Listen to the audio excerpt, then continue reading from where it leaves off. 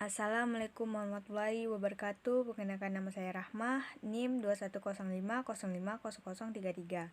Di sini saya akan mereview judul Peran Media Sosial di Era Globalisasi pada Remaja di Surakarta, suatu kajian teoris dan praktis terhadap remaja dalam perspektif perubahan sosial. Penulis Anissa Fitrah Nur Rizka. Pendahuluan. Perkembangan zaman yang pesat membuat orang-orang berlomba untuk menciptakan teknologi yang canggih sebagai bagian dari modernitas serta telah mengaruhi berbagai aspek kehidupan. Kemudahan mengakses internet menjadi semakin mudahnya orang-orang untuk mengetahui perkembangan dunia.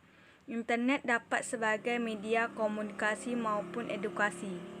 Tujuan penelitian ini adalah untuk mendeskripsikan bagaimana peran media sosial di era globalisasi ini sangat berpengaruh dalam perubahan sosial yang terjadi pada beberapa remaja yang ada di kota Surakarta.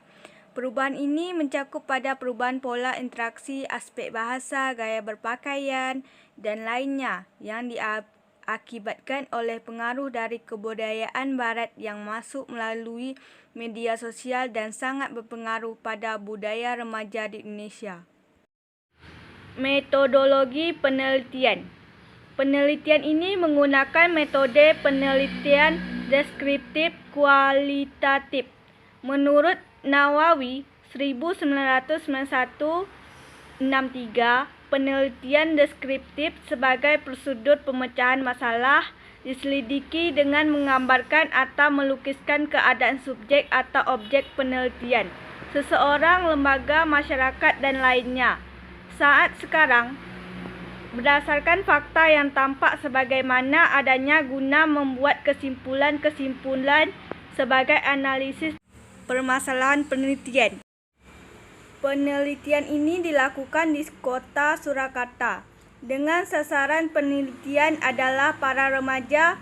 Penelitian dilaksanakan kurang lebih pada bulan Oktober 2016 sampai dengan selesai.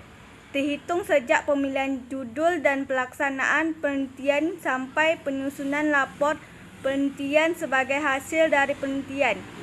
Penelitian ini menggunakan sumber data berupa catatan lapangan, transkrip, wawancara yang dicatat melalui catatan tertulis maupun melalui alat perekam. Di dalam melakukan penelitian ini, penulis mengumpulkan data dengan cara mewawancara, observasi, dokumen, dan studi perpustakaan.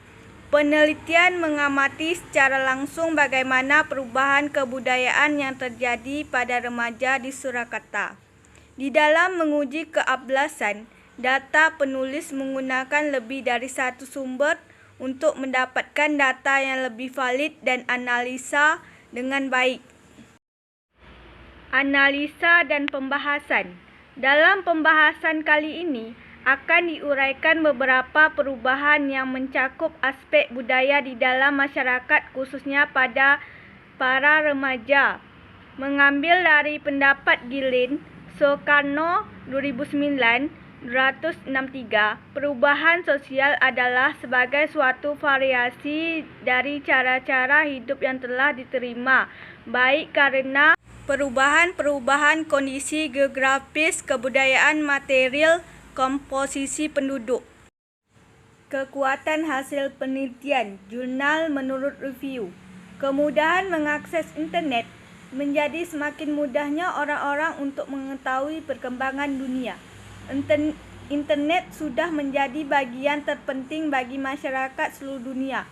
Internet juga menjadi ideologi di dalam masyarakat yang dimana dengan internet kekuasaan tidak terletak pada medianya, tetapi pada prinsip kerja dunia pada saat ini, yaitu sistem jaringan.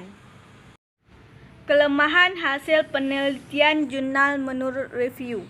Pengaruh globalisasi tersebut telah membuat banyak anak muda kita kehilangan kepribadian diri sebagai bangsa Indonesia.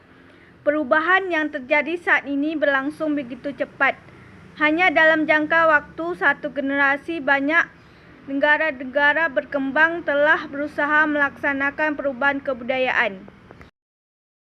Perubahan pada remaja khususnya terlihat pada kebudayaan, perubahan perilaku yang mudah dilakukan, misalnya dalam cara berbicara, komunikasi, berpakaian, dan lainnya. Masuk identitas budaya seseorang, seolah-olah mereka lupa akan budaya sendiri dan lebih senang menerapkan kebudayaan asing dalam kehidupan mereka. Baik, itu saja dari saya. Saya akhirin. Wassalamualaikum warahmatullahi wabarakatuh.